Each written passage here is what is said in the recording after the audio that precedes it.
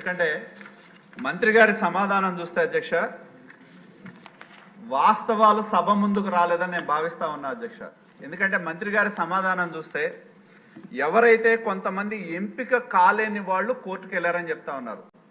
కానీ అధ్యక్ష ఇక్కడ ప్రధానంగా ఏపీపీఎస్సీలో ఆనాడున్న మెంబర్లు కావచ్చు, ఏపీపీఎస్సీలో ఆనాడు రిహాబిలిటేషన్ సెంటర్గా మార్చి డీజీపీగా మార్చిన గౌతమ్ సవాంగ్ గారిని చైర్మన్ చేయటం, పిఎస్ఆర్ ఆంజనేయులు గారు లాంటి వాళ్ళని సెక్రటరీలుగా పెట్టడం, అలాగే సీఎంఓ ఆఫీస్లో ఉన్న ధనుంజయ రెడ్డి లాంటి వాళ్ళు, వాళ్ళకు సంబంధించిన వ్యక్తులు ఎవరు అధ్యక్ష బోర్డు మెంబర్లుగా వేసిన వాళ్ళు ఎల్ఐసి డెవలప్మెంట్ ఆఫీసర్లు, అలాగే సోషల్ సర్వీస్ పేరు మీద ఎవరున్నారు ఫక్తు వైకాపా నాయకులు కార్యకర్తలు ఉన్నారు.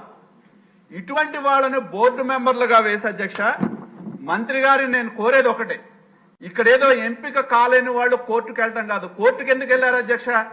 ఇందాక మంత్రి గారి సమాధానం 2018లో ఇచ్చిన నోటిఫికేషన్ ప్రకారం కన్వెన్షన్ మోడ్లో జరగాల్సిన పేపర్లు దిద్దటం అనేది డిజిటల్ ఎవాల్యుయేషన్ చేశారు అనే దాని మీద కోర్టుకు వెళ్ళారు అధ్యక్ష.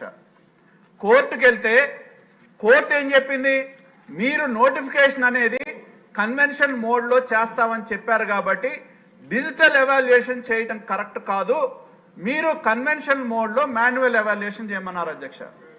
మాన్యువల్ ఎవాల్యుయేషన్ చేస్తే అధ్యక్ష తర్వాత ఎంత మ్యానిపులేషన్ అంటే ప్రభుత్వం ఏపీపీఎస్సీ పనితీరుకు నిదర్శనం అధ్యక్ష. మాన్యువల్ ఎవాల్యుయేషన్ చేయమని చెప్పి కోర్టు ఆదేశం ఇచ్చి దానిలో 1/10/2021 ఆదేశం ఇస్తే అధ్యక్ష ఎన్ని నెలల్లోపు చేయమన్నారు? 3 నెలల్లోపు చేయమన్నారు అధ్యక్ష. కోర్టు జడ్జిమెంట్ కోర్టులో కామెంట్ చేశారు అధ్యక్ష, changes in the rules of game after game was started. ఆట మొదలు పెట్టిన తర్వాత రూల్స్ మార్చుకోవడం, మనకు కావాల్సిన వాడికి ఉద్యోగాలు ఇవ్వాలని, మనకు కావాల్సిన వాడికి అపాయింట్మెంట్లు ఇవ్వాలని, ఇటువంటివన్నీ కూడా చేయటం మూలాన ఏదైతే నోటిఫికేషన్లో వచ్చిన దానికి విరుద్ధంగా వెళ్ళారు. ఆ విధంగా చేశారా? నోటిఫికేషన్లో కన్వెన్షనల్ మోడ్లో మాన్యువల్గా చేయాల్సింది డిజిటల్ మోడ్లో ఎందుకు చేశారని చెప్పి నేను మంత్రి గారిని అడుగుతా ఉన్నా అధ్యక్ష. కోర్టు ఆదేశం వచ్చిన తర్వాత మళ్ళీ మాన్యువల్ చేశారు అధ్యక్ష.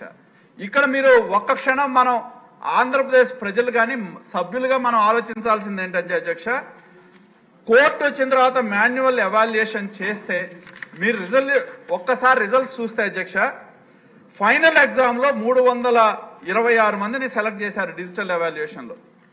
దాన్నే మాన్యువల్ ఎవాల్యుయేషన్లో చేస్తే అధ్యక్ష 326 మందిలో ఎవరైతే డిజిటల్ ఎవాల్యుయేషన్లో సెలెక్ట్ అయ్యారో దానిలో 202 మందికి ఎలిజిబిలిటీ రాల.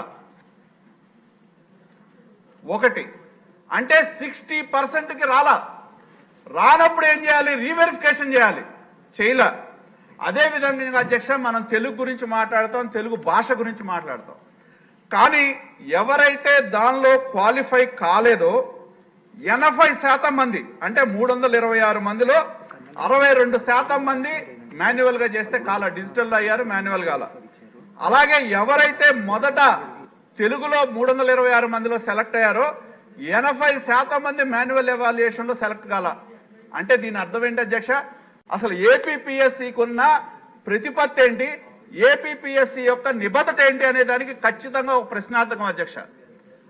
నేను ఇంకోటి మంత్రి గారిని అడుగుతా ఉన్నా, ఏదైతే హైకోర్టు జడ్జిమెంట్ వచ్చిన తర్వాత ఆల్రెడీ ఒక మాన్యువల్ ఎవాల్యుయేషన్ జరిగింది అధ్యక్ష. డిజిటల్ ఎవాల్యుయేషన్ చేయకముందు మాన్యువల్ ఎవాల్యుయేషన్ చేశారు.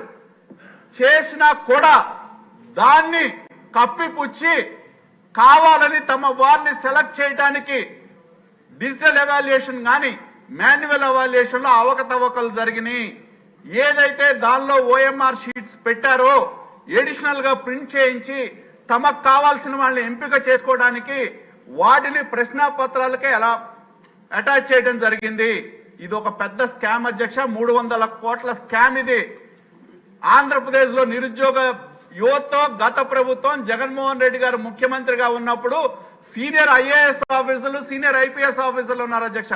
చివరిగా నేను డిమాండ్ చేస్తా ఉన్నా, గతంలో ప్రతిపక్ష నాయకుడుగా మా నాయకుడు జాతీయ అధ్యక్షులు చంద్రబాబు నాయుడు గారు ఉన్నప్పుడు అధ్యక్ష దాన్ని ప్రజల ముందు ఒక డిజిటల్ ప్రజెంటేషన్ వేశారు. ఏ విధంగా దీనిలో పేపర్లు దిద్దే దగ్గర నుంచి అక్రమాలు జరిగినాయో ప్రజల ముందు ఉంచారు అధ్యక్ష. మరి ఆ రోజు మేము డిమాండ్ చేశాం. ఎందుకంటే సీనియర్ ఐపీఎస్ ఆఫీసర్లు ఉన్నారు, తర్వాత ఏపీపీఎస్సీ సెక్రటరీగా ఉన్న ఆయన ఇంటెలిజెన్స్ డీజీ అయ్యాడు. ఇటువంటి సీనియర్ ఆఫీసర్స్ ఇన్వాల్వ్ అయ్యారు కాబట్టి సిబిఐ ఎంక్వైరీ కావాలని చెప్పి ఆ రోజు మా నాయకుడు చంద్రబాబు నాయుడు గారు ప్రజెంటేషన్ ముందు వేస్తూ కోరటం జరిగింది అధ్యక్ష.